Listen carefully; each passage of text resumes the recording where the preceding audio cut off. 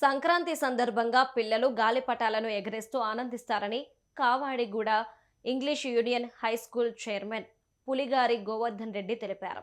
గతంలో పిల్లలు సహజ సిద్ధంగా తయారు చేసే మాంజాను వినియోగించేవారని అన్నారు. కానీ ప్రస్తుతం చైనా సింథటిక్ మాంజా వైపు ఆకర్షితులవుతున్నారని ఆయన ఆవేదన వ్యక్తం చేశారు. ఈ మాంజా తయారీలో ప్లాస్టిక్, గాజులు తదితర సింథటిక్ పదార్థాల మిశ్రమం పూతగా ఉంటుందన్నారు.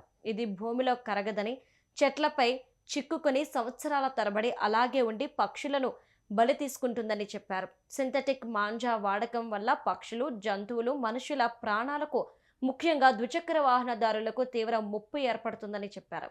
ఈ ప్రమాదాలను నివారించేందుకు రాష్ట్ర ప్రభుత్వం విధించిన నిషేధాన్ని కట్టుదిట్టంగా అమలు చేస్తుందని తెలిపారు. పండుగ వాతావరణం ప్రతి ఇంట ఆనందాలను నింపాల్సిన సమయంలో ఇలాంటి నిర్లక్ష్య చర్యల వల్ల కుటుంబాల్లో తీవ్ర విషాదం చోటు చేసుకునే ప్రమాదం ఉందని గోవర్ధన్ రెడ్డి వెల్లడించారు.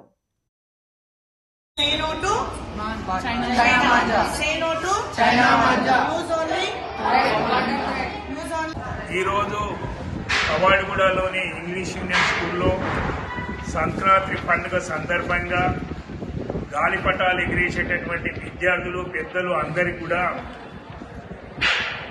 చైనా మాంజా వాడడం వల్ల పక్షులకు, మనుషులకు, అదేవిధంగా ఇతరత్ర కూడా నష్టాలు, కష్టాలు జరిగే విధంగా ఉన్నాయి. కాబట్టి గతంలో సంక్రాంతి పండుగ సందర్భంగా గాలిపటాలు ఎగిరేసేటప్పుడు దేశంలో ఉత్పత్తి అయ్యేటటువంటి దారాన్ని వాడేవాళ్ళు. ప్రస్తుత పరిస్థితుల్లో చైనా నుంచి ఇంపోర్ట్ అయినటువంటి సింథటిక్ థ్రెడ్ను వాడుతున్నారు.